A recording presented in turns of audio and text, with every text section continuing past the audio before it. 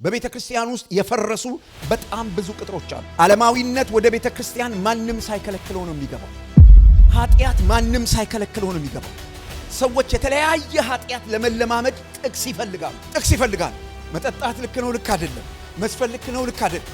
በጣም ብዙ ነገር ፈርሷል። የቤተ ክርስቲያን ቅጥር ስለፈረሰ ብዙ ሰዎች የሥነ ምግባር ሕይወታቸው፣ የሞራል ሕይወታቸው፣ የቅድስና ሕይወታቸው ዜሮ ነው። ሰይጣን እንደፈለገው ይጫወትባቸዋል። እንደፈለገው ሲፈልግ የሆነ ነገር እንዲያረጉ፣ ሲፈልግ የሆነ ነገር እንዲያረጉ ያደርጋል። ምክንያቱም ፕሮቴክሽን የለም። ይሄን በድፍረት ነው የምነግራችሁ። ፕሮቴክሽን የለም። የብዙ ሰዎች ትዳር ይናወጣል። የብዙ ሰዎች ቢዝነስ ይናወጣል። የብዙ ሰዎች ጤንነት ይናወጣል። ፕሮቴክሽን የሚባል ነገር ያስፈልጋል። የእግዚአብሔር ፕሮቴክሽን። ይሄን በጥንቃቄ ስሙ። እግዚአብሔር በሕዝቡ ስፍራ ዙሪያ ሲሆን የእግዚአብሔር አገዛዝ በሰዎች ሕይወት ውስጥ እንደ ክርስቲያን፣ እንደ ግለሰብ፣ እንደ ማህበረሰብ የእግዚአብሔር አገዛዝ በእኛ ውስጥ መታደስ ሲጀምር የመጀመሪያው የሚሆነው ነገር ምንድነው ካላችሁ የእግዚአብሔር ጥበቃ። ቻሌንጅ ያጋጥመን ማለት ነው። በደንብ ነው የሚያጋጥመን። በኋላ መጣበታለሁ። እነ ጦቢያው እነ ሰንበላጥ አይነሱ ማለት ነው። በደንብ ነው የሚነሱት። ግን ማን ያስቆማቸዋል? ከኛ ጋር ያለ እግዚአብሔር።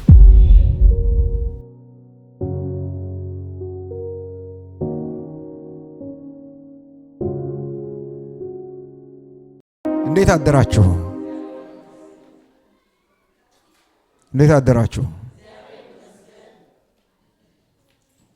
ምናልባት ለአንዳንዶቻችሁ እግዚአብሔር ይመስገን የሚል ቃል ለመናገር ያገኛችሁት እድል ሊሆን ይችላል። ስለዚህ ጮክ ብላችሁ እንዴት አደራችሁ?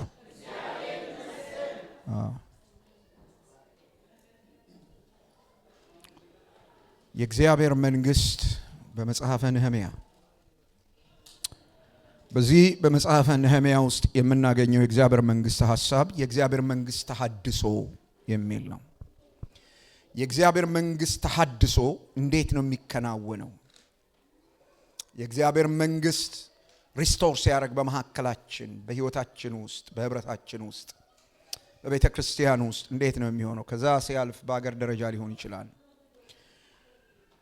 ይሄ የእግዚአብሔር መንግስት ተሐድሶ በድፍረትና በታዛዥነት የሚፈጸም ነገር ነው። ስለዚህ እነዚህ ሁለት ዋና ነገሮችን በዚህ በነህምያ መጽሐፍ ውስጥ አንስተን ለማየት ጥረት እናደርጋለን። ከእግዚአብሔር መንግስት አንጻር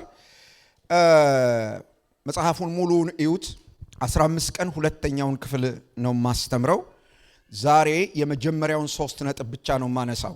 የነህምያ መጽሐፍ ከእግዚአብሔር መንግስት ተሐድሶ አንጻር በጣም ዝርዝር የሆነ ነገር ስለሚያወራ 4 የሚያሉ መሰረታዊ ነገሮች 15 ቀን የፊታችን እሁድ የጌታ እራት ስለሆነ ያለን ከዚያ በ15ኛው ቀን ላይ እንቀጥለዋለን። ዛሬ ግን የመጀመሪያውን ሐሳብ አነሳለሁኝ እና የተመረጡ ጥቅሶችን ነው ዝም ብዬ እኔ እዚህ ያስቀመጥኩት። መጽሐፉን ሙሉውን አንብቡ። አሁን የእግዚአብሔርን መንግስት በእግዚአብሔር ቃል በመጽሐፍ ቅዱስ ውስጥ እያየን ስለሆነ ያለ ነው። እግዚአብሔር የሚያስበውን ነገር ማግኘት የሚፈልግና ከእግዚአብሔር ጋር የህይወቱን መስመር አላይን ማድረግ የሚፈልግ ሰው፣ ትክክለኛ መስመር ላይ ሆኖ ከእግዚአብሔር ጋር መሄድ የሚፈልግ ሰው ይሄን ትምህርት አስተምሬ እስኪጨርስ ድረስ እያንዳንዱን መጽሐፍ ጊዜ ሰጣችሁ አንብቡ። ምናልባት ካበረታታችሁ እኔ የነህምያን መጽሐፍ ለማስተማር ስዘጋጅ ማለት ነው። ከዚህ ቀደም አስተምሬዋለሁ ብዬ ዝም ብዬ አይደለም ቁጭ አልኩት። ሰኞ ለታ ቁጭ ብዬ ለ4 ሰዓት ነው ያነበብኩት።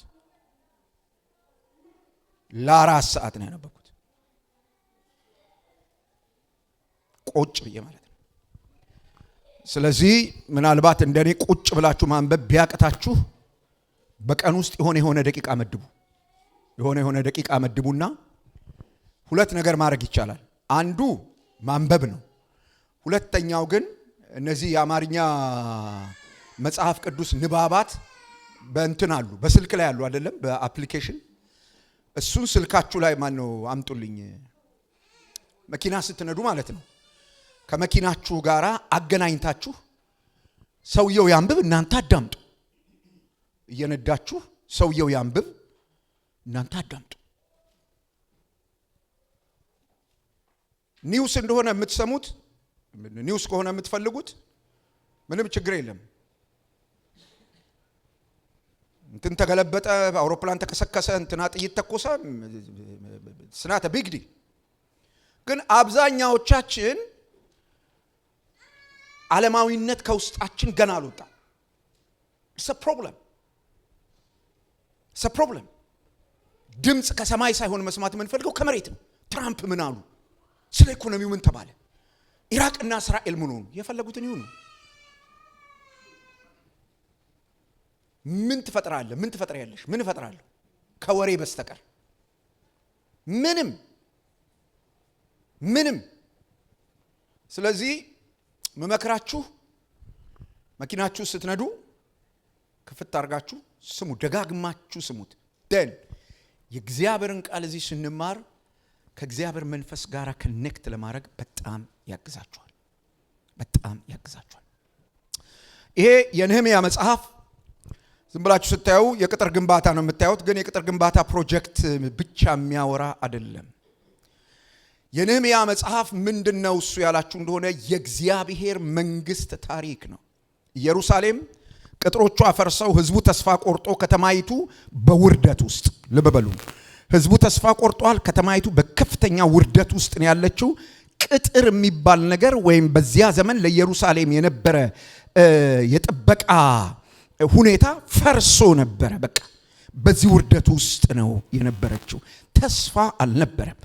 በጣም የሚገርመው ነገር ህዝቡ በእንዲህ አይነት አሰቃቂ ሁኔታ ውስጥ ይሁን እንጂ እግዚአብሔር ከዚህ ህዝብ ጋር ያለውን የኪዳን ትስስር ግን አላጠፈም። እግዚአብሔር ከዚህ ህዝብ ጋር የነበረውን የኪዳን ግንኙነት አላጠፈም። እነሱ በፍጹም እግዚአብሔር የሚሰራባቸው የሚመስል ሁኔታ ውስጥ አይደለም ያሉት፣ ግን እግዚአብሔር ስለ ኪዳኑ ከዚህ ህዝብ ጋር አብሮ ነው የነበረው። ስለዚህ የእግዚአብሔር ታሪክ በእስራኤል ውስጥ ሲቀጥል ታያላችሁ። ከዚህ የተነሳ እግዚአብሔር ወደ ነህምያ መጥቶ ያደረገው ነገር ምንድነው? የፈረሰውን እንዲገነባ፣ የተተወውን እንዲያድስና የጠፋውን እንደገና መልሶ እንዲያቋቁም ነህምያ የሚባል ሰው እግዚአብሔር አስነሳ። ስንት ሰዎች ዝግጁ ናችሁ እግዚአብሔር ቢያስነሳችሁ? ትላንት ሜንቶርሺፕ ክላስ ውስጥ ስናሳልፍ አንድ ወንድም በእንባ አንድ ጥያቄ ጠየቀኝ። መኖር ምንድነው ትርጉሙ እግዚአብሔር ካልመጣ? ከዛ ወንድም ጋር ሆነ ብዬ ጊዜው ሲጂ አብረው አሳልፍኩና አብረን ስናሳልፍ አንድ ነገር አለኝ። ዝም ብሎ እየሰሩ እየበሉ መኖር ያስጠላል፣ ይሰለቻል አለ። ለፍጥረታዊ ሰው ሰክሰስ ነው ይሄ። እግዚአብሔር ሲነካህ፣ የእግዚአብሔር ነገር ወደ አንተ ሲመጣ፣ መንፈሳዊ ነገር ሲያገኝህ እየጠላኸው ትመጣለህ። ይሄንን ትልቁን ፕሮፌሽንን፣ ትልቁን ደሞዝን፣ ትልቁን ፖዚሽንን እየጠላኸው ነው ትመጣው። ወንጌል ይሄ ነው ብራዘር። ወንጌል እንዲህ ነው ኔቸሩ እንጂ አዳራሽ እየሰበሰበ እየጠነቆለ የሚያኖር ወንጌል የለም። እንደዚህ አይነት ወንጌል የለም። ወንጌል ከእግዚአብሔር መንግስት አሰራር ጋር ብቻ ነው አላይንን ልታደርግ የሚያደርግ። ፕሮፌሽንን ለእግዚአብሔር መንግስት፣ ገንዘብን ለእግዚአብሔር መንግስት፣ ዕውቀትን ለእግዚአብሔር፣ ሁሉ ነገር። ነህምያን እግዚአብሔር አስነሳው። ሰው የሚነሳበት ዘመን አይመስልም ያ ዘመን። ቅድም እንደበነገርኳችሁ ሁኔታ ውስጥ ነው ያሉት። ቅጥር ፈርሷል። ህዝቡ በውርደት ውስጥ ነው። ከተማይቱ ተቃጥላለች። ሰው ይነሳል ተብሎ የሚታሰብበት ሁኔታ አይደለም። እግዚአብሔር ግን ሰው አስነሳ በዚያ ጊዜ። ስለዚህ በዚህ አሁን በማነሳው በዚህ በነህምያ መጽሐፍ ውስጥ በማነሳው ሶስት መሰረታዊ ነጥቦች ውስጥ ስለ እግዚአብሔር መንግስት የምናየው ነገር ምንድነው ያላችሁ እንደሆነ አንደኛው የምናየው የእግዚአብሔርን ገዢነትና ስልጣን። እግዚአብሔር ገዢ ስለሆነ፣ እግዚአብሔር ባለስልጣን ስለሆነ በህዝቡ መካከል እግዚአብሔር ሁኔታው ባይመሰክርም ሰርከምስታንሱ ባያረጋግጥም እሱ ገዢ ስለሆነ፣ እርሱ ባለስልጣን ስለሆነ መጥቶ ስራ ያስጀምራል። እስኪ አሜን በሉ። በነህምያ መጽሐፍ ውስጥ የምናየው መሰረታዊ ነገር ይሄ ነው። በነህምያ መጽሐፍ ውስጥ የእግዚአብሔር መንግስት መታደስ፣ ልብ በሉ እያወራው ያለሁት ስለ እግዚአብሔር መንግስት መታደስ ነው፣ ወይም ስለ ኪንግደም ኦፍ ጋድ ሪስቶሬሽን ነው እያወራው ያለሁት። የእግዚአብሔር መንግስት ተሐድሶ ያስፈልጋል። አሁን ብዙ ሰዎች ስለ ተሐድሶ ሲያወሩ ስለ ተሐድሶ ሲያስቡ የሚያስቡት ብዙ ጊዜ ስለ ጴንጤቆስጤያዊ ልምምድ ብቻ ነው የሚያስቡት። ሰዎች በልሳን ተነቃቅተው ሲጸልዩ ትንቢት ሲነገር ምናምን ብቻ ነው የሚያስቡት። አይ እሱ አይደለም። የእግዚአብሔር መንግስቱ ተሐድሶ የሚባለው የጸጋ ስጦታዎች ልምምድ ማለት አይደለም፣ ወይም የጴንጤቆስጤ ልምምድ ማለት አይደለም። በጣም ሁሉ አቀፍ የሆነ እንቅስቃሴ ነው የእግዚአብሔር መንግስት ተሐድሶ የሚባለው። ምን ማለት ነው?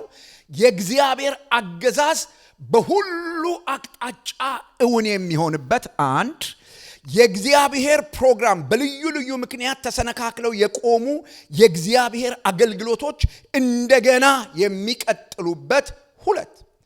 ሶስተኛው ወደ በጣም በደጅ ያሉ በጣም በርካታ ቁጥር ያላቸው የሲኦል መንገደኞች ወደ እግዚአብሔር መንግስት መመለስ፣ ወደ እግዚአብሔር መንግስት መመለስ።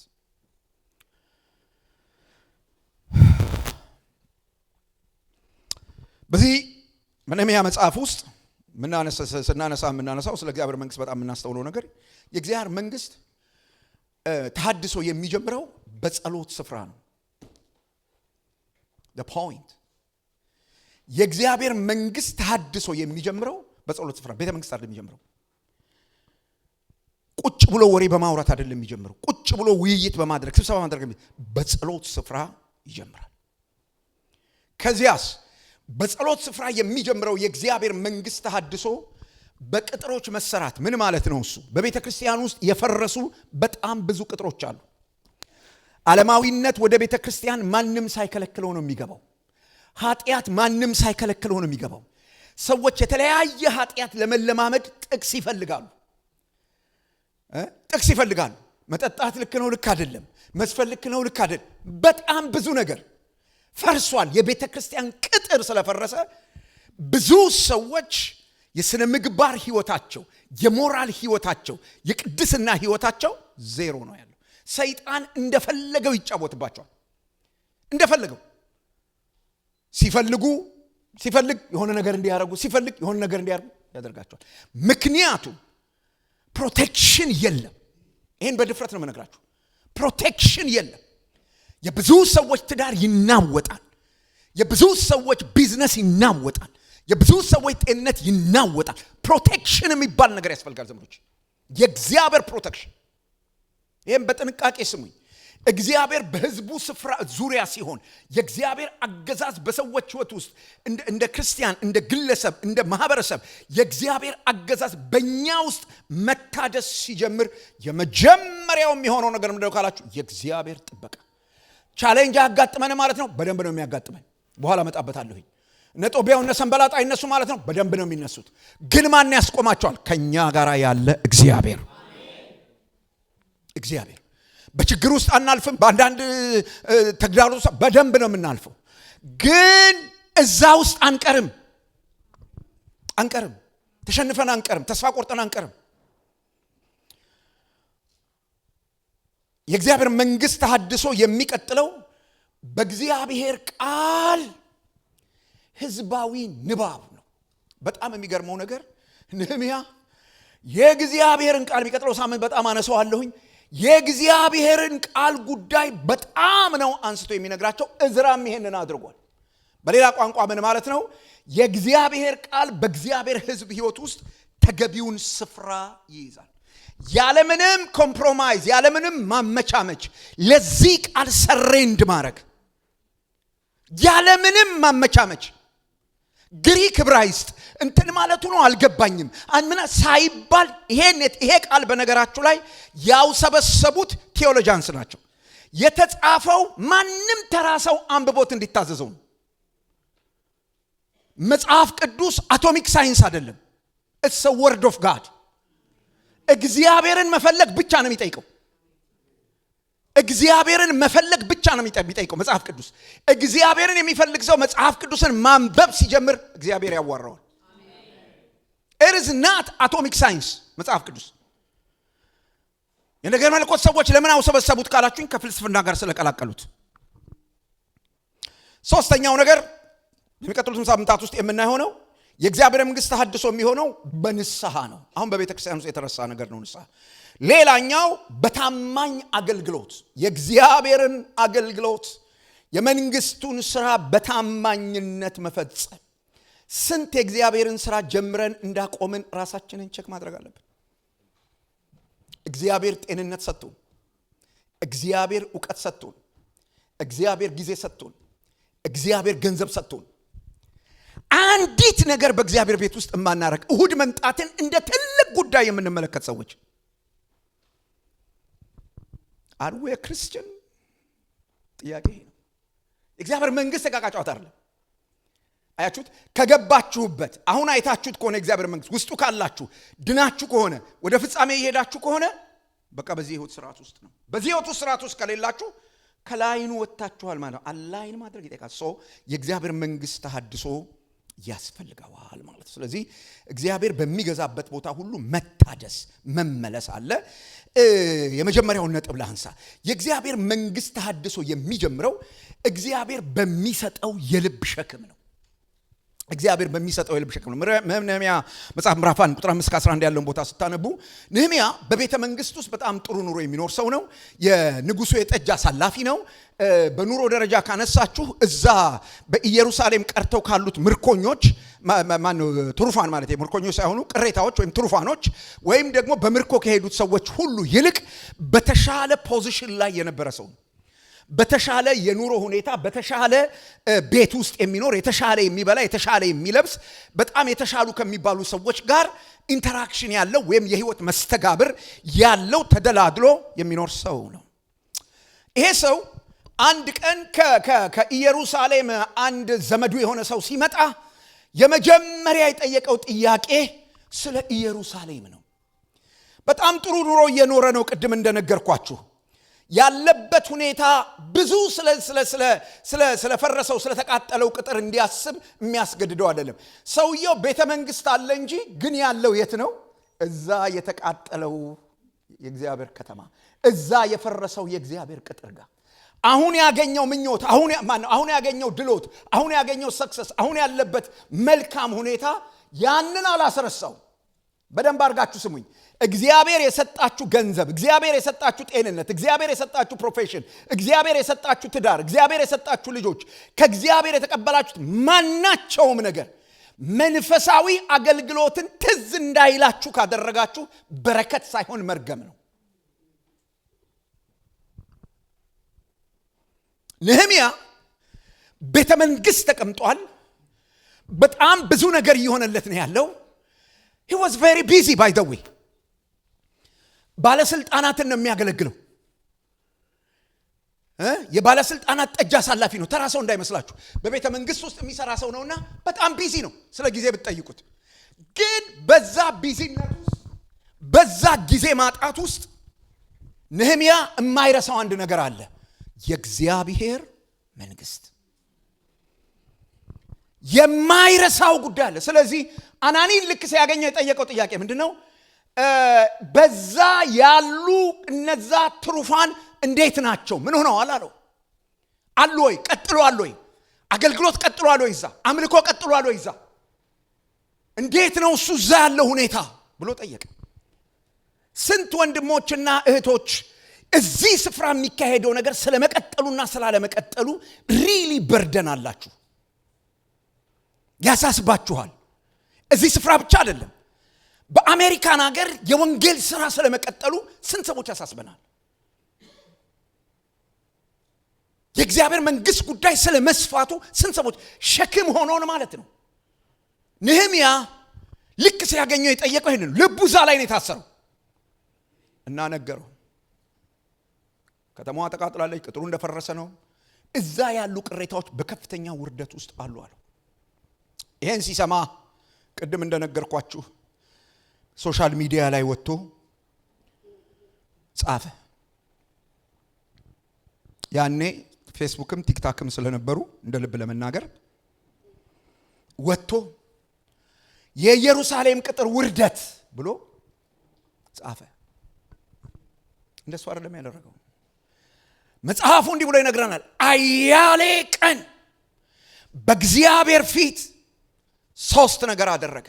የመጀመሪያው አዘነ። ስለ እግዚአብሔር መንግስት ጉዳይ አዘነ። ስለ ኢየሩሳሌም አዘነ። ስለ ፈረሰው ቅጥር ሐዘንተኛ ሆነ። ሰው ሆነ ብሎ በእግዚአብሔር ፊት ማዘን። የእግዚአብሔር መንግስት ተሐድሶ በዚህ ውስጥ ነው የሚመጣው። ማዘን ጀመረ ሰውየው በእግዚአብሔር ፊት። ሁለተኛው በእግዚአብሔር ፊት ጾም ቀደሰ። ሐዘን ብቻ አይደለም፣ ራሱን በእግዚአብሔር ፊት አመጣ፣ ዝቅ አደረገ። እግዚአብሔር ኑሮውን እንዲባርክ አይደለም።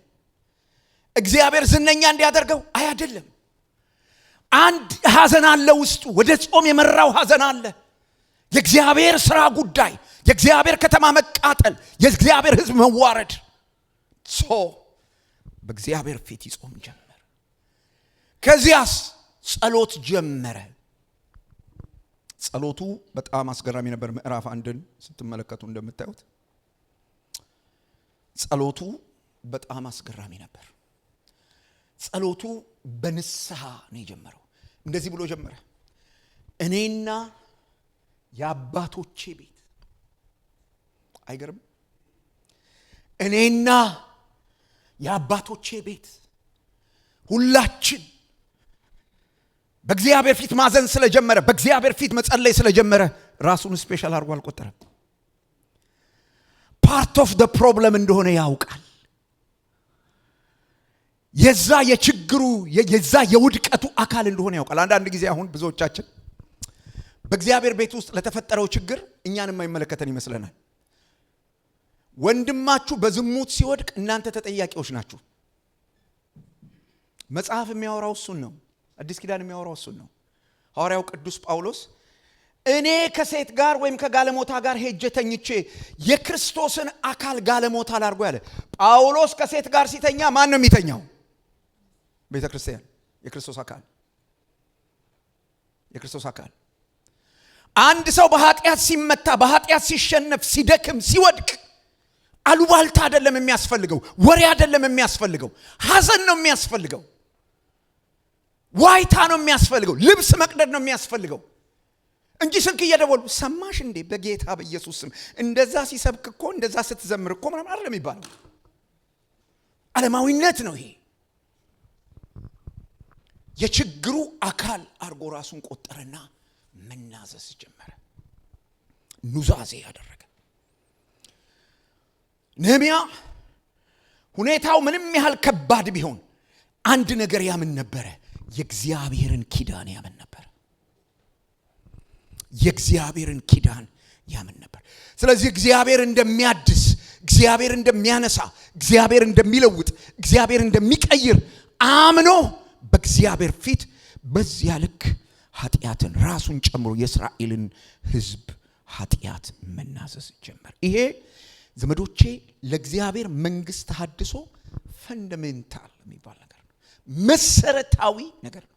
ወደዚህ ልምምድ እስካልመጣን ድረስ እንዲሁ እንደ እርግብ፣ ብርድ እንደያዛት እርግብ እያጉረመረምን። ብርድ የያዛት እርግብ ታውቃላችሁ፣ ዛፍ ላይ ሆነ ቡቡቡ ነው። እንደዚሁ ቡቡቡ እንዳለን ምን ሞተው። መለወጥ የምንፈልግ ከሆነ፣ የእግዚአብሔርን እጅ ማየት የምንፈልግ ከሆነ፣ መታደስ የምንፈልግ ከሆነ ግን here it is the principle, kingdom principle። ወደዚህ መመለስ ያስፈልጋል። ወደዚህ መምጣት ያስፈልጋል።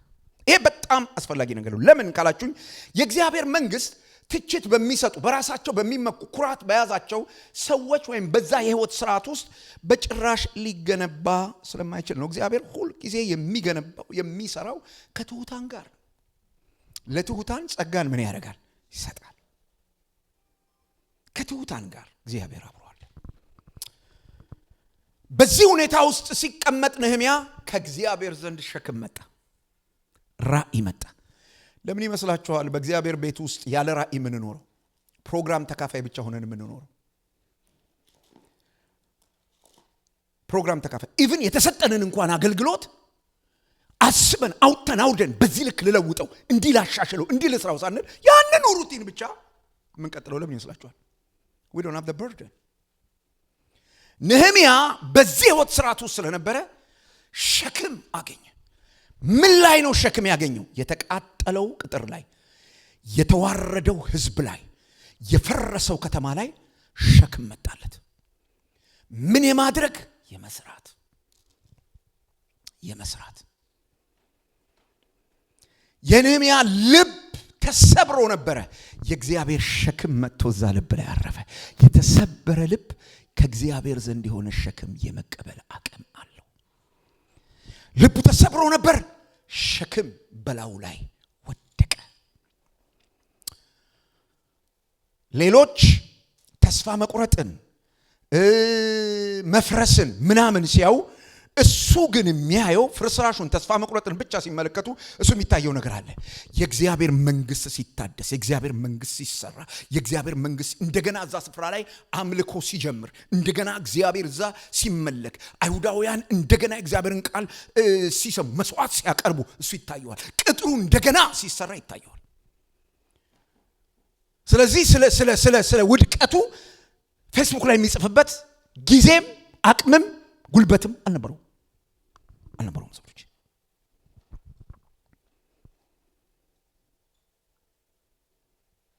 እግዚአብሔርን ጠየቀ። እግዚአብሔር እንዲሰራው ያለውን ስራ ሰጠው።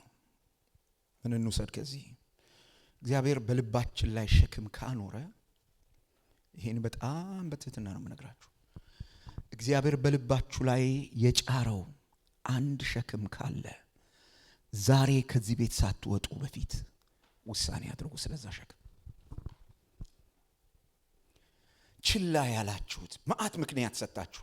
አገልጋዮች አይቀበሉኝም፣ ማንም እንዲቀበልህ አትጠብቅ። መጀመሪያ እግዚአብሔር በልብ ያስቀመጠውን ሸክም አንተ ተቀበለው። አንተ ሪኮግናይዝ አድርገው። እግዚአብሔር እኔን ለዚህ ጉዳይ ይፈልገኛል፣ እግዚአብሔር በእኔ ህይወት ውስጥ ይሄን መስራት ይፈልጋል ብለህ አንተ ሪኮግናይዝ አድርገው።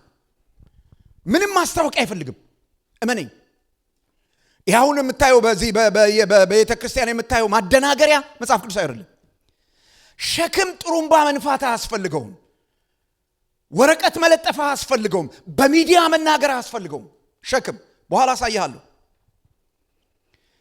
ለምንድነው እሱ ይሄንን እግዚአብሔር በህይወታችን ያስቀመጠውን ሸክም ችላ ማለት የማያስፈልገው ያላችሁኝ እንደሆነ በጣም ትንሽ የመሰለን የእግዚአብሔር የመንግስቱ አጀንዳ የሆነ ሸክም ወደፊት ሲሄድ በጣም ትልቅ ነው። ወደፊት ሲሄድ ለትውልድ የሚሆን ነው። ወደፊት ሲሄድ ለጀነሬሽን የሚተርፍ ነገር ነው። ለብዙዎች የሚሆን ነገር ነው። ስለዚህ የመንግስቱ ስራ በህይወታችን ውስጥና በህይወታችን በኩል ነው የሚሰራው። ሰምታችሁኛል ያልኩትን የእግዚአብሔር መንግስት አድሶ ስራ በህይወታችን ውስጥ የሚሰራው የሚከሰተው ወይም የሚገለጠው እንዴት ነው ያላችሁኝ እንደሆነ በእኛ ህይወት ውስጥና በእኛ ህይወት በኩል ነው። መጀመሪያ በእኛ ህይወት ውስጥ ሸክም ያመጣል። ከዛ በእኛ ህይወት በኩል ሌሎችን ይጠቅማል። በእኛ ህይወት በኩል ሌሎችን ይጠቅማል። ስለዚህ የእግዚአብሔር መንግስት አድሶ እንዲመጣ ወዴት መመለስ ያስፈልጋል? ወደ ጸሎት። እስኪ ወደ ጸሎት በሉ አንድ ጊዜ። አጠገባችሁ ላለው ሰው ወደ ጸሎት ተመለስ በሉ ንገሩልኝ። ባካችሁ ንገሩት። ምንም አትፍሩት፣ ንገሩት። እኔ ኃላፊነት ወስዳለሁ። ወደ ጸሎት ተመለስ በሉት። ብዙ ሰው በብዙ ነገር ቢዚ ሆኗል። ወደ ጸሎት ተመለሱ።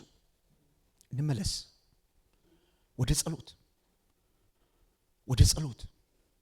ጸሎት የልብ ሸክም ነው። ጸሎት የልብ ሸክም ነው። ከእግዚአብሔር ዘንድ ይመጣል፣ ወደ እግዚአብሔር ይሄዳል። ጸሎት የሆነ ነገር ሲጎልብ ለልመና ይዘው የምትቀርበው አቁፋዳ አይደለም። ጸሎት it's a burden which came from the Holy Spirit። መንፈስ ቅዱስ አንተ ውስጥ የሚጭነው ያ ሳይሆን እንቅልፍ የለህም፣ እንባ ብቻ ትሆናለህ።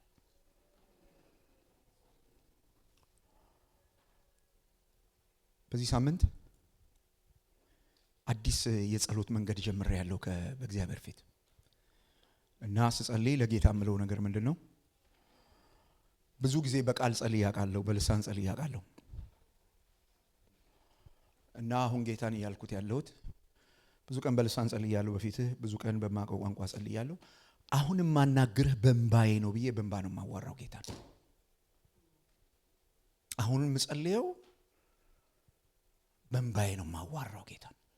እግዚአብሔር እንዲመጣ ፈልጋለሁ። ምን እናደርጋለን እዚህ ምድር ላይ ዘመዶች?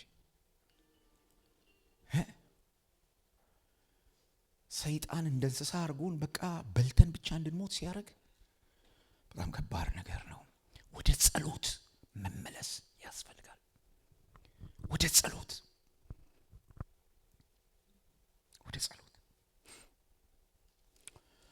ሁለተኛው የእግዚአብሔር መንግስት ተሐድሶ የሚከናወንበት መንገድ ምንድነው? እሱ ያላችሁ እንደሆነ የመንግስቱ ተሐድሶ በእምነት ላይ የተመሰረተ ራእይ ያስፈልገዋል። በእምነት ላይ የተመሰረተ ራእይ። በእምነት ላይ የተመሰረተ ራእይ ሁኔታ አይቶ አይደለም የሚጀምረው። አያችሁት? ሁኔታ አይቶ አይደለም የሚጀምረው። ነህምያ ሁኔታውን ካየው ወደዛ ለመመለስ የሚያበረታታ ነገር የለም። ቅጥሩ ፈርሷል። ህዝቡ በውርደት ውስጥ ነው። ቤተ መቅደስ ተቃጥሏል። ምን ሊሰራ ነው የሚሄደው? ኢቭን የሚያግዘው ሰው እንኳን የለም። በከፍተኛ ውርደት ውስጥ በከፍተኛ ስቃይ ውስጥ ነው ያሉት። ግን ራእይ ነበረው ሰውየው። የራእዩ መሰረት ምንድነው ካላችሁ ምዕራፍ 2 ቁጥር 17 እስከ 20 ላይ የምታዩት አንድ ነገር ነው። እግዚአብሔር ላይ ያለው እምነት። በዚህ ጸሎት ውስጥ ተቀምጦ እያለ ቅድም በነገርኳችሁ ልክ ከጸሎት ወጥቶ ወደ ንጉሱ ፊት ሲመጣ ንጉሱ አየውና ነህምያ አለው፣ አውቃለሁ፣ ከዚህ በፊት በደንብ አውቃለሁ፣ ዛሬ ግን የትናንትናው ነህምያ አይደለህም አለው። በጣም ብዙ ቀን አስተናግደህን ታውቃለህ። በጣም ብዙ ቀን በፊቴ ወጥተህ ገብተህ ታውቃለህ። አንተኛው ነህምያ ያ የትናንትናው ነህምያ አይደለህም አለው። what's going on? ምንድነው የተፈጠረው ነገር? እና ነህምያ ሰው አይደል? አይ ምንም አለው። ይኸውልህ እግዚአብሔር ሸክም ይስጥ ያልኩህ ቅድሜ ነው። እግዚአብሔር ሸክም ይስጥህ እንጂ ፓምፕሌት በየቦታው መለጠፍ አያስፈልግም። በየሚዲያው እየመጣህ እንዳትቀሩ፣ እንዳትጠፉ፣ እንዳትገኙ ምናምን የሚል ጥሩምባ መንፋት አያስፈልግም ብራዘር። ዝም ብለው ሰዎች ሲያዩ የሆነ ነገር ያሉ፣ ዝም ብለው ሰዎች ሲሰሙ የሆነ ነገር ይሰማሉ። አየውና ንጉሱ የሆነ ነገር ሆነሃል አለው። ዛሬ ማለዳ በዚህ ቤት ልመርቃችሁ፣ የሚለውጣችሁ የእግዚአብሔር ሸክም ያገኛችሁ። አያችሁ፣ ነህምያን ለምዶት ነበረ ንጉሱ። ከንጉሱ ጋር ያሉ ባለስልጣናት ሁል ጊዜ ቀርቶ ይሰጣቸዋል። ምንም ጥያቄ ሳያነሱ መጠጣት ለምደው ነበር። ዛሬ ግን ከነህምያ እጅ እንደ ድሮ ተቀብለው መጠጣት አልቻሉም። ነህምያን መልመድ አልቻሉም። የሆነ ነገር ተፈጥሯል። የሆነ ነገር ሀፕን አድርጓል በነህምያ ህይወት ውስጥ እና ንጉሱ እንደ ትናንትናው ተቀብሎ ወይን ጠጅ መጠጣት አልቻለም። እግዚአብሔር በባልንጀሮቻችሁ ፊት ይለውጣችሁ።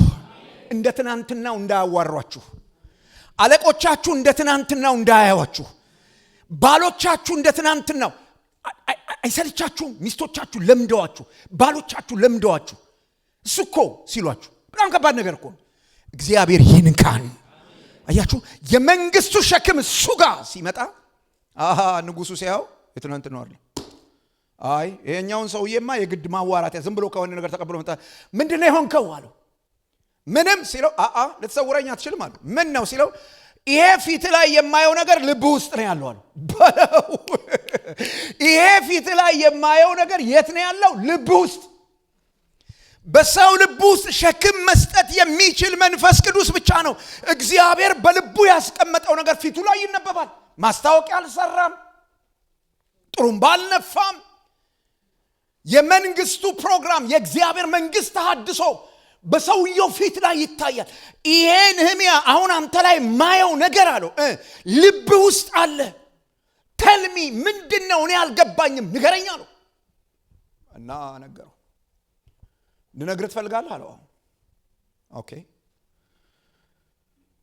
1000 ዓመት ንገስ፣ እነግርሃለሁ። የእግዚአብሔር ከተማ ፈርሳለች፣ ተቃጥላለች። እና ምን እንዳደርግልህ ትፈልጋለህ? እንዲሄድና እንድሰራው። አሜን በሉ እስኪ። ዋት ቪዥን! ስለ መፍረስ ሪፖርት አድርጎ ስለ መቃጠል ሪፖርት አድርጎ ሲያበቃ ልብ ውስጥ ስላለው ግን ሲጠየቅ እንዲህ አለ፣ ሄጄ ምን አደርገዋለሁ? ሰራዋለሁ። ሄጄ ሰራዋለሁ። አሁን ያለንበት ዘመን ዘመዶቼ የሚሰሩ ሰዎች ጥቂት ናቸው። አስተያየት የሚሰጡ ሰዎች ብዙ ናቸው። ኢትዮጵያ የሚባለው ምድር ላይ አንድ ጠቅላይ ሚኒስትር ወደ ላይ ወደ ታች፣ አንዴ ወንዝ ወር ሲወርድ ታዩታላችሁ፣ አንዴ ፌስቡክ ላይ የሚያወራው ህዝብ ማአት ነው። ዩቲዩብ ላይ የሚተቸው ህዝብ ማአት ነው። ማውራት መስራት እንደ ማውራት ቢቀል እንዴት ጥሩ ነበር። በቃ ማውራት ቤተ ክርስቲያን ውስጥ የተጣመመ አንድ ወንበር አቃኑም ሰዎች አስተያየት ሲሰጡ በቃ ማለት እንትኑ ትምህርቱ ማለት ስብከቱ ናስቲ ስበከው ቁምና አሁን በመሰብከው ናና ስበከው I'm telling you ሚሰብክ ሰው ነው ፈልገው ነው የሚያስተምር ሰው ነው ፈልገው ነው It's not easy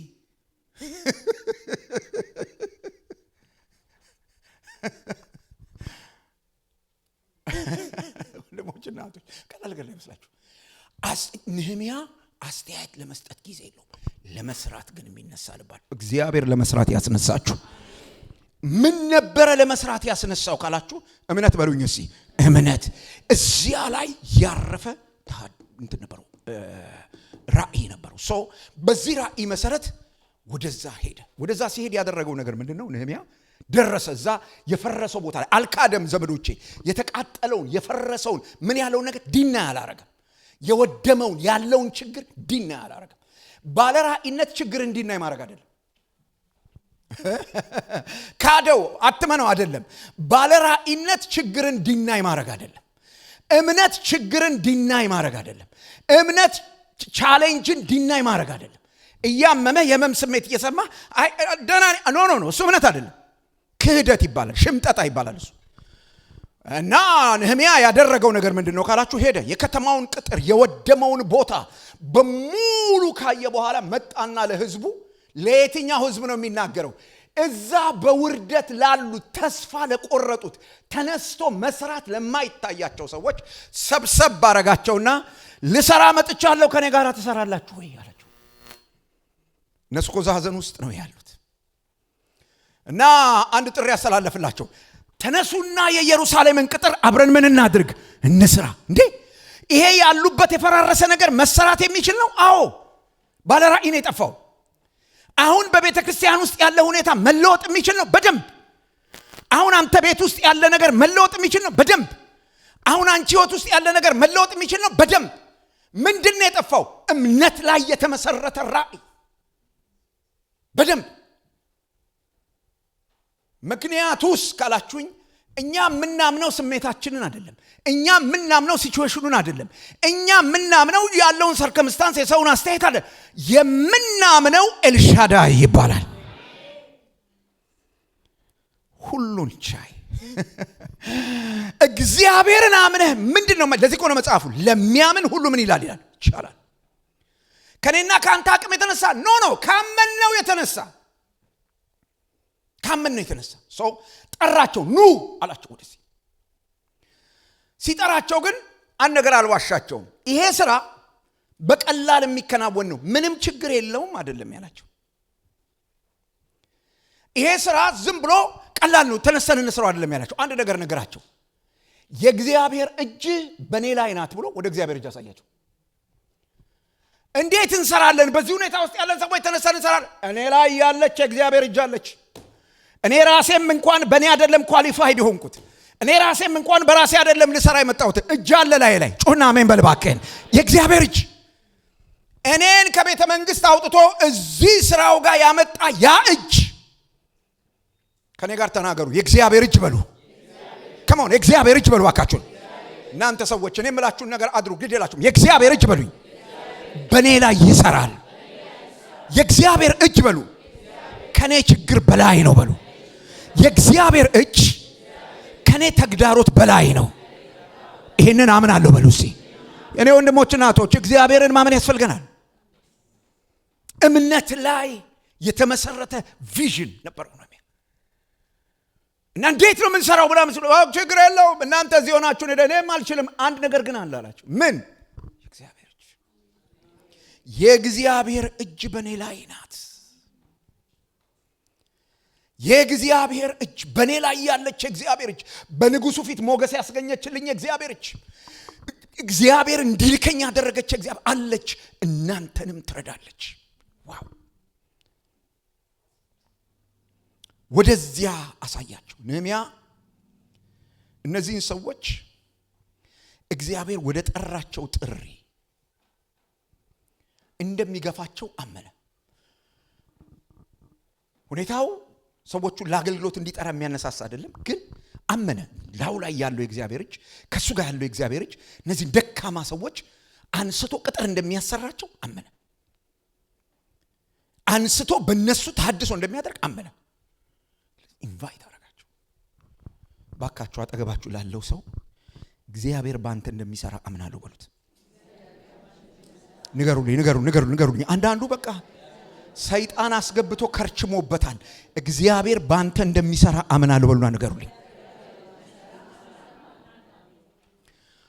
ልብ በሉ። ልክ ይሄ ተሐድሶ በሚከናወንበት ጊዜ ሰዎች ተነሱ። አደገኛ የሆኑ ሰዎች፣ ሰንበላት፣ ጦቢያና ግርሳ የሚባሉ ሰዎች ተነሱ። በጣም የሚገርመው ነገር ይዘውት የተነሱት የውጊያ መንገድ ብዙ ሰዎች ሰይጣን ይላሉ። እነዚህ ክፉ ሰዎች ናቸው። ሰይጣን እዚህ ውስጥ አገባው። ስማቸው ተጠቅሷል። መጽሐፍ ቅዱስ በግልጽ ይናገራል። የእግዚአብሔር ከተማ ተመልሳ እንድትሰራ የማይፈልጉ ጠማማ ሰዎች ናቸው። ክፉ ሰዎች ናቸው። የእግዚአብሔር ሕዝብ እንደ እግዚአብሔር ሕዝብ ተመልሶ እንዳይቆም፣ የእግዚአብሔር መንግስት እንዳይታደስ የሚፈልጉ ክፉ ሰዎች ናቸው። ምን እንዲቀጥል የሚፈልጉ? የጣዖት አምልኮ እንዲቀጥል የሚፈልጉ። ሁሉን ነገር ሰይጣን ላይ እንለጥፋለን። ኖ፣ እዚህ ኃላፊነት የሚወስዱት እነ ጦቢያው ናቸው። እነሱ ናቸው። እና መጥተው ይሄንን ተሐድሶ ለማስቆም፣ ይሄንን ህዝብ እንደገና ለማድከም ገና ሲጀምሩ የጀመሩት በፌዝ ነው። በፌዝ የሚሰራውን የመጣውን ተሐድሶ እግዚአብሔር በዚህ በወደቀ ህዝብ ህይወት ውስጥ ሊሰራ የጀመረውን ስራ ያጣጥሉት ጀመር። አራቶ እንደምባይ ካብ ነው፣ ዝም ብሎ አይጥ ቢሄድበት ዝም ብሎ ነው ምናምን ማለት ጀመሩ። ዝም ብሎ ነው። ከክፉ ሰው ምላስ እግዚአብሔር ይጠብቃችሁ።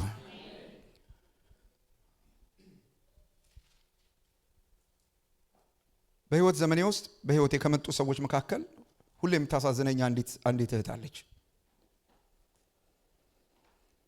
ውስጧ መዝሙር አለ፣ ድምጿም ጥሩ ነው፣ ትጽፋለች። አንድ ወንጌላዊ የሚባል ሰው ለማግባት ዲል አረገች፣ ተስማሙ። ያንን አገልጋይ ማግባት የምትፈልግበት ምክንያት አገልጋይ ስለሆነ ኢንከሬጅ እንዲያደርጋት፣ እሱ ሲሰብክ እሷ እየዘመረች እግዚአብሔርን ስራ አብረው ሊሰሩ ነው።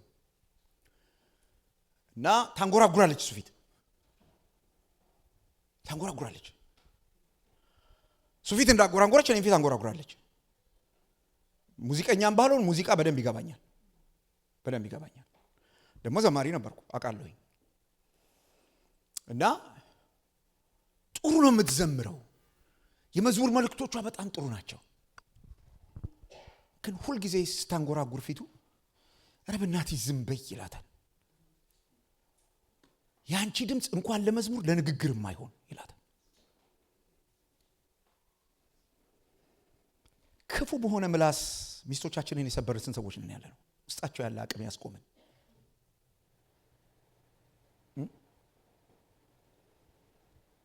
መጀመሪያ ቤትሽን አገልጊ ብለህ ለምኞትህ ቋ አርጋ ያስቆምካት ሴትዮ መጀመሪያ ቤትህን ነው ምናምን ልጆችህን ነው ምናምን ቋ አርገሽ ያስቆምሽው ሰውዬ ሚስት ጋር ያለውን ስጦታ፣ ሚስት ጋር ያለውን ጸጋ ማክበር ሪኮግናይዝ ማድረግ አቅቶ ትዕቢት ባልሽ ጋር ያለውን ጸጋ ማክበር አቅቶሽ ለምን እቤት ታውቂዋለሽ ድካሙን እቤት ታውቀዋለህ ድካሟን ወንድሜና እህቴ ስሙኝ እናንተ ከምታውቁት ድካማቸው በላይ እግዚአብሔር በህይወታቸው ያስቀመጠው የእግዚአብሔር ሥራ ታላቅ ነው ነሰንበላጥ ምላሳቸው ክፉ ነው ገና ይሄ በችግር ደቆ የነበረ ብድግ ብሎ ለመስራት ገና ሲውተረተር ከትከት ብሎ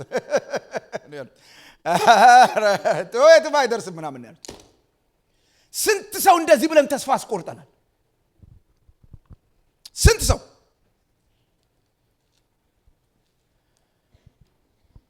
እግዚአብሔር የትናየት ነው ያቺ ልጅ ዘመዶች አሁን በህይወት ትኖራት ሁሉ አላቀም እኔ ላበረታታት ሞከርኩ እንዴ ብትዘምሪ አሁን እንዴው ምናምን አልኳት አራራራ ተወይ አለች በጭራሽ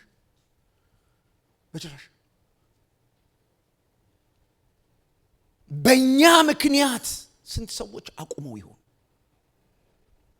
ስንት ሰዎች ነህምያ የሚገርም ሰው ነው እነዚህ ሰዎች መተው ተስፋ ሊያስቆርጧቸው ሲሉ አንድ ነገር ይነግራቸዋል የሰማይ አምላክ ከመሆን ያከናውንልናል እኛ ባሪያዎቹ ተነስተን እንሰራለን እናንተ ግን በዚህ ሥራ ውስጥ እድል ፈንታ የላችሁም ከመሆን ይገርም ሰው ነው እነዚህን ምስኪን ሰዎች ጦቢያውና ሰንበላጥ ያስቆሟቸው ያሉትን ሰዎች ዶንት ወሪ ይላቸዋል ድሮም በእኛ አቅም አይደለም ስራውን የጀመርነው ድሮም የኛን ፋይናንስ ተማምነን አይደለም የጀመርነው ነግሬያችሁ የለ ወይ በኔ ላይ የእግዚአብሔር እጅ አለ እሱ ነው ያስጀመረን ዶንት ወሪ ስለሱ አታስቡ አላቸው ስለ ጥንካሬው እንዴት እንደሚገርም ምንም አታስቡ አላቸው እንዴት ሲሉት የሰማይ አምላክ እስቲ ለራሳችሁ ይሄን ቃል ተናገሩ የሰማይ አምላክ በሉሲ ያከናውንልኛል እኔ ባሪያው ተነስቼ እሱ በህይወቴ የጀመረውን ሥራ እሰራለሁ እስቲ አሜን በሉ አንዴ it's very important ነህምያ ነገራቸው መንግስቱን የሚያድሰው ማን ነው እግዚአብሔር የተስፋ መቁረጥ መንፈስ እግዚአብሔር ከላያችሁ ላይ ይስበረው በክፉ ሰዎች ምላስ አስተሳሰባችሁ ውስጥ የገባ አማኞች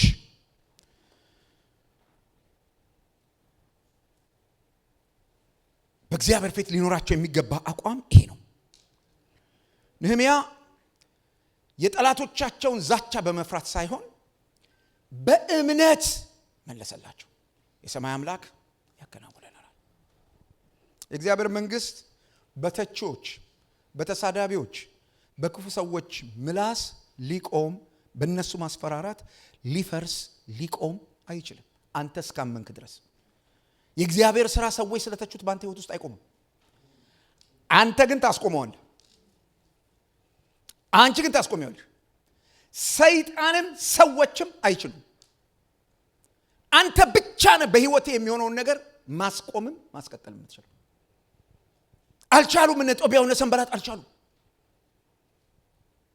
ሰዎቹ ግን ራሳቸው እንዳያስቆሙት ነህምያን ነገራቸው የሰማይ አምላክ አላቸው እኔ ይዤ የመጣሁት ራእይ እሱን አምኜ ነው እሱ ላይ ቆሙ አላቸው አማኞች ሁኔታዎችን በሰው ድካም መለካት ማቆም አለባቸው ወንድሞችና እህቶች በወንድሞቻችንና በህይወታችን ህይወት ውስጥ እግዚአብሔር የሚሰራው በእኛ ህይወት ውስጥ እግዚአብሔር የሚሰራው ነገር በእኛ ብርታትና በእኛ ድካም ልክ መመዘን ማቆም አለብን ታዲያ በምንድን ነው መመዘን ያለብን ሁሉን በሚችል አምላክ አቅም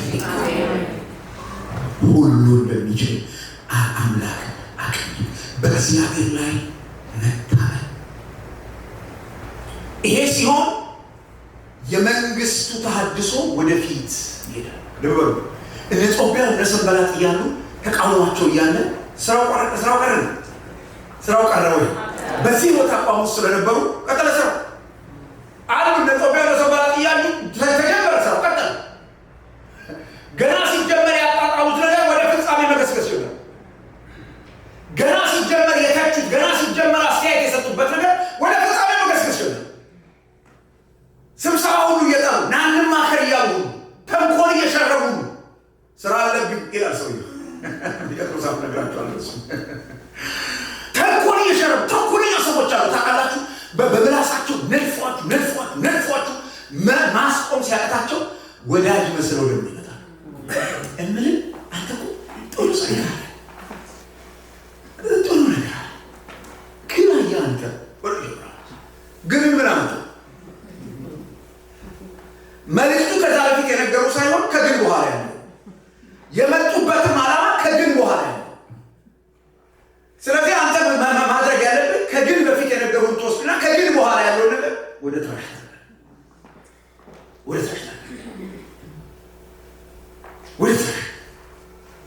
ልሱ ይደረግ። እግዚአብሔር መንግስት ተሐድሶ በእምነት ላይ በተመሰረተ ራዕይ ይሰራል። መጨረሻው ነጥባችን ሶስተኛው የመንግስቱ ተሐድሶ በህብረት እንጂ በግል አይሰራም። ነህምያ ምዕራፍ 3 ይገርም ነገር ታገኛለህ።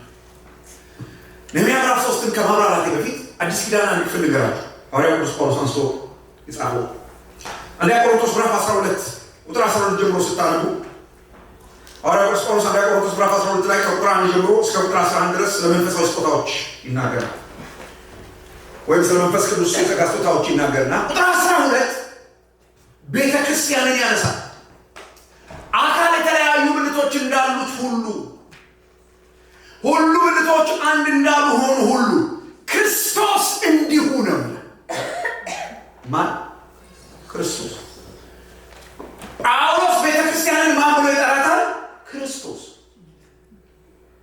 አይሁድ ብንሆን፣ ባሪያ ብንሆን፣ ጨዋ ብንሆን እኛ ሁላችን በዚህ አካል ላይ በመንፈስ ቅዱስ አማካኝነት ተጠምቀናል። አንዱንም መንፈስ ጠጥተናል። ክርስቶስ ይህ አካል ነው። ማን ያለበት? አይሁድ፣ ባሪያ፣ ጨዋ፣ ግሪክ ያለበት። ወደዚያም ካልከኝ ፕሮፌሽናል የሆኑ ሰዎች ደግሞ ያልተማሩ ሰዎች፣ ሀብታም የሆኑ ሰዎች ደግሞ ጥሩ ገቢ የሌላቸው ሰዎች፣ የታመሙ ሰዎች ደግሞ ጤነኛ የሆኑ ሰዎች፣ በጣም ጥበብ የሞላባቸው ሰዎች ደግሞ ምንም የማያውቁ ሰዎች፣ ኦሮሞዎች ደግሞ አማራዎች፣ ትግሬዎች ደግሞ ወላይታዎች፣ ይሄ ሁሉ ይመጣና ማን ይሆናል? ክርስቶስ። ከዛ ሲያ ሁሉ ምን ይሆናል? ይጠፋል። አበቃ። ጸሎት ቤት ተቀምጠህ ድኛለሁ እያልክ ክርስቲያን ነኝ እያልክ እስካሁን አማራነትህ፣ ኦሮሞነትህ፣ ፕሮፌሽንህ ምናምንህ ከቅዱሳን የሚነጥልህ ከሆነ ሲሪየስ ቆመህ የምትጠይቀው ወደ አካል ተጠምቄያለሁ ወይ ብለህ፣ በሌላ ቋንቋ ድኛለሁ ወይ ብለህ የምትጠይቀው። እግዚአብሔር የዳኑ ኦሮሞዎች የሉትም፣ የዳኑ አማሮች የሉትም፣ የዳኑ ትግሬዎች፣ የዳኑ ወላይቶች፣ የዳኑ ነጮች፣ የዳኑ ጥቁሮች የሉትም፣ የዳኑ ሀብታሞች የሉትም። እግዚአብሔር ያሉት የዳኑ ልጆች ናቸው። አሜን። ሰምተህ ያምራል። የዳነ ነብይ፣ የዳነ ሐዋርያ፣ የዳነ ፓስተር የሚባል ነገር የለም። አሁን አንዳንድ ሰዎች ፓስተር እንቶኔ ካልተባሉ ይቆረቁራቸው፣ ነብይ እንቶኔ ካልተባሉ ይቆረቁራቸው። ጅል ሁሉ እኮ የተሰበሰበው ቤተክርስቲያን ዘመዶች ልጅነትና ፓስተርነትን እንኳን አወዳደሩ የቱ ይበልጣል ማለት እና ፓስተር እንቶኔ ካላላችሁ ሰላም አይላችሁ ብሎ ልጅነት ወንድምነት ከእህትና ከወንድም ጋር ላለ ህብረት ፓስተርነት ነብይነት አይደለም። ዋናው ጉዳይ የአንድ አካል ብልት ያደረገ በክርስቶስ አካል ላይ ልጅነት እንጂ ፓስተርነት አይደለም። እሱ በኋላ ላይ መጣ።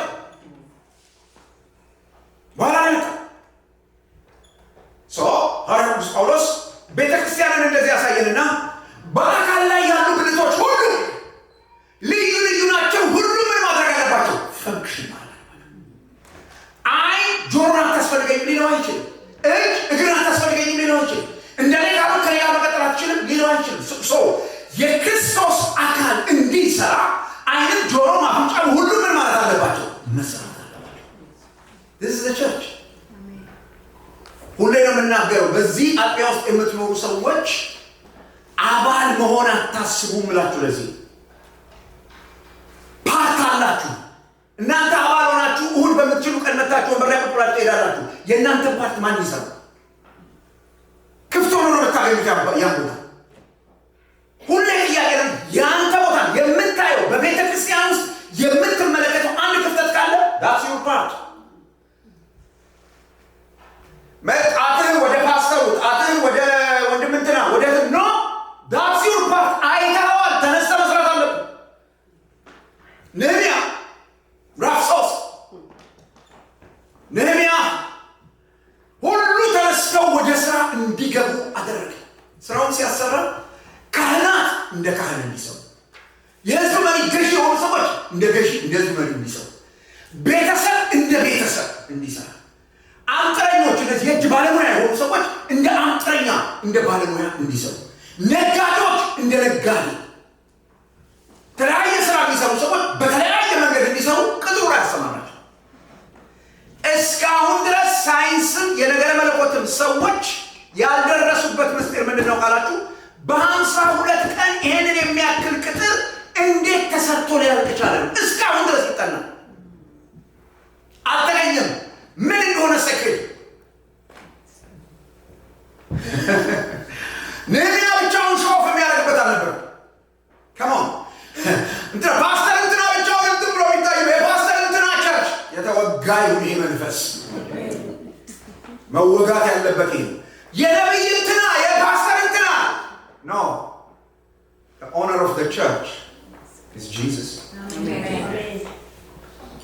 በደሙ የገዛት በደሙ የዋጃት ኮከብ ለመሆን መጋራት አስፈልጎ ነህምያ ኮከብ ለመሆን አልተጋጋጠ። ለምን ካላችሁ አንድ ኮከብ ያለው ቤተክርስቲያን ስሙ ኢየሱስ ይባላል። መጽሐፍ የመሰከረለት የንጋቱ ኮከብ አረጩና የሩስ በቃ ቅጥሩ እንዲሰራ መንግስቱ እንዲታደስ የምንፈልገው ለምንድን ነው? እሱ እንዲታይ ነው። እሱ ሲታይ ነው ሰው ከገሃነም የሚድነው። እሱ ሲታይ ነው የእሱ ስራ ሲገለጥ ነው ሰው የዘላለም ሕይወት የሚያገኘው። እሱ ሲታይ ነው ሕሙማን የሚፈወሱት። እሱ ሲታይ ነው አጋንንት የሚወጣው። እሱ ሲታይ ነው የትውልድ ቋጠሮ የሚፈታው። ነባስተር እንቶኔ ሾፍ ሲያወደ ነው። ምዕራፍ 3 በጣም የሚያስገርመኝ ነገር ይናገራል። እያንዳንዱ ሰው በደጁ የነበረውን ስራ ሰራ ይላል። አከፋፈለና በመጨረሻ አንድ ነገር አደረገ። አሁን ስራው ማለት ስላለበት እያንዳንዳችሁ በራችሁ ላይ ያለውን ስራ ስሩ አላቸው። እያንዳንዱ ሰው በደጃችሁ ያለውን ነገር ስሩ። ስለዚህ ለቅጥሩ ስራ አስተዋጽኦ ያላደረገ አባል የነበረ አስተያየት የሚሰጥ የሚታዘብ አልነበረም። ሰው ሁሉ ስራ ላይ ነበር። እግዚአብሔር ወደ ስራ ያስገባችሁ። በእውነት በቃ ዝም ብሎ ሶሻል ሚዲያ ላይ ኮመንት ከመጻፍ አውጥቶ እግዚአብሔር ወደ ስራ ያስገባችሁ። አይናፍቃችሁ? በቃ የሆነ ሰው የፖስት አለ ኮመንት መካች የሆነ ሴትዮ ለመሆነ ነገር ስክሮል ኮመንት ስቃይ። አንተ ስክሮል እያደረግ ኮመንት ታደርጋለህ፣ እነሱ በሱ ብር ይሰበስባል።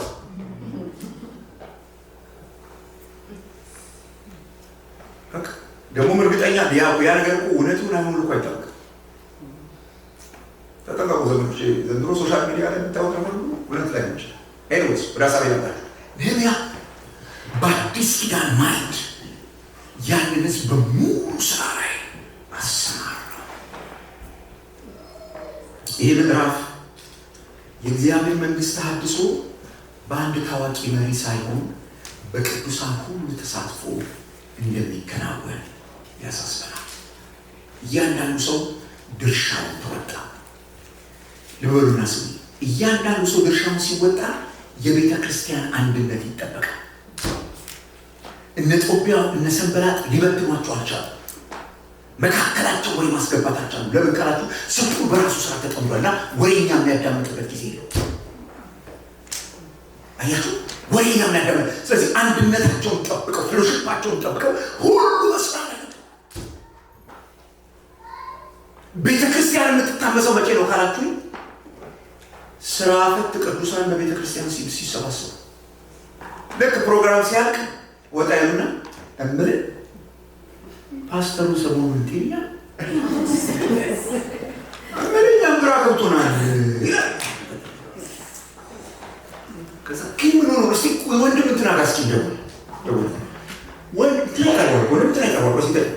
ወንድም እንትና ማለት ፓስተሩ ሰሞኑን ምን ሆነ አይ ስናየው ተወር እሱማ ይላል አገኘ ማለት ከዛ ስታርባኮች ተናለ ተሸነሸነ እሱ ጋር ተበቃ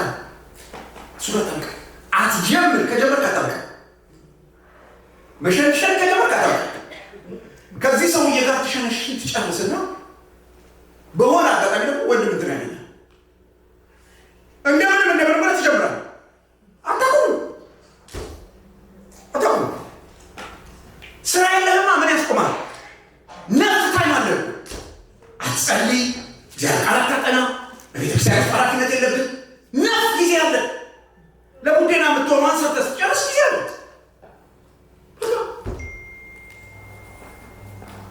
እያንዳንዱ ሰው በኃላፊነት ላይ እለምናችኋለሁ እንደ እግዚአብሔር አገልጋይ ዛሬ ከዚህ ቤት ሳትወጡ በእግዚአብሔር መንግስት ውስጥ የኔ ድርሻ የትኛው ነው ከፈልጋችሁ አይታችሁት እለምናችኋለሁ ጊዜያችሁን እንዳይባክን ደክማችሁ እንዳትቀሩ እነዚህ ተዋርደው የነበሩ ደክመው የነበሩ ሰዎች በዛው አልቀሩ ሲነሱ እግዚአብሔር አነሳቸው እስኪ አሜን አሜን በግላችን በተናጠል የእግዚአብሔር መንግስት ተሐድሶ ልናመጣ አንችልም ለምን የእግዚአብሔር ሕዝብ እርስ በርሱ መወዳደር ሳይሆን መተባበር ነው ያለበት የመንግስቱ ስራ ወደ ህብረት ያመጣል መንፈሱ ይመጣል በአንድ ልብ ሆነው አንድ ልብ ሲያደርገን የእግዚአብሔር መንግስት ጉዳይ የሁላችን ልብ በዛ ጉዳይ ሲያዝ መንፈስ ቅዱስ መምጣት ይጀምራል በመካከላችን ድምፁ ማለት ይጀምራል በሰዎች ላይ የሚቀመጥ እግዚአብሔር እሳት መምጣት ይጀምራል መጽሐፍ የሚያስተምረው ሰይጣን በሰጠና አጀንዳ ተበታትነን አይሆንም የመንግስቱ ተሐድሶ ያስፈልጋል እናጠቃለን ይሄ የነህምያ መጽሐፍ መጀመሪያው ክፍል የሚነግረን የሚያሳየን ማለት የእግዚአብሔር መንግስት መታደስ የሚጀምረው በወኔ በሰው ፍላጎት በሰው ሞራል ሳይሆን እግዚአብሔር በሚሰጠን ሸክም ነው ዛሬ ይሄን አገልግሎት ከመጨረሴ በፊት መጸለይ የምፈልገው ይሄን ነው ዛሬ እግዚአብሔር ሸክም ሳትሰጠኝ ከዚህ በኋላ ፈልግ ማለት አለበት አሜን ትላላችሁ አሜን እግዚአብሔር ሸክም ሊሰጠን ይገባል አሜን የእግዚአብሔር መንግስት ተሐድሶ የሚቀጥለው ዘመኖች በእምነት ላይ በተመሰረተ ራእይ ነው አቆም የእግዚአብሔር መንግስት ተሐድሶ የሚቀጥለው ተበታትነን ሳይሆን በአንድ ላይ ስንሰራ እየተፎካከርን እየተወዳደርን ሳይሆን እየተደጋገፍን እየተረዳዳን እየተመካከርን ስንሰራ የመንግስቱ ተሐድሶ በሕይወታችን ይሆናል በዚያ ጊዜ ቀጥሎ ተመልሶ ይሰራል በዚያ ጊዜ የእግዚአብሔር ማዳን በመካከላችን ይታያል ስለዚህ እያንዳንዱ የመንግስቱ ዜጋ በመንግስቱ ተሐድሶ ውስጥ ጠቃሚና ተፈላጊ መሆኑን ሊያስብ ሊቀበል ይገባዋል አንተ በእግዚአብሔር መንግስት ተሐድሶ ስራ ውስጥ ጠቃሚነት ትፈልጋለህ አንቺ በእግዚአብሔር መንግስት ተሐድሶ ውስጥ ጠቃሚ ነሽ ትፈልጊያለሽ ድርሻ አለሽ በአንተ ብቻ የሚሰራ ነገር አለ በአንቺ ብቻ የሚሰራ ነገር አለ በተሐድሶ ውስጥ ሌሎች ይመሰው እግዚአብሔር በአንቺ ብቻ ፕሮግራም ያደርጋል አዲስ ኪዳን ያደርጋል ኤፌሶን መጽሐፍ ምዕራፍ 2 ቁጥር 10 እንዲህ ብሎ ይናገራል እግዚአብሔር አስቀድሞ ያዘጋጀውን መልካሙን ስራ ለማድረግ በክርስቶስ ኢየሱስ ዳግመኛ ተፈጠረ አሜን እግዚአብሔር አስቀድሞ ያዘጋጀውን መልካም ስራ ለማድረግ የመንግስቱን ስራ እግዚአብሔር በእያንዳንዳችን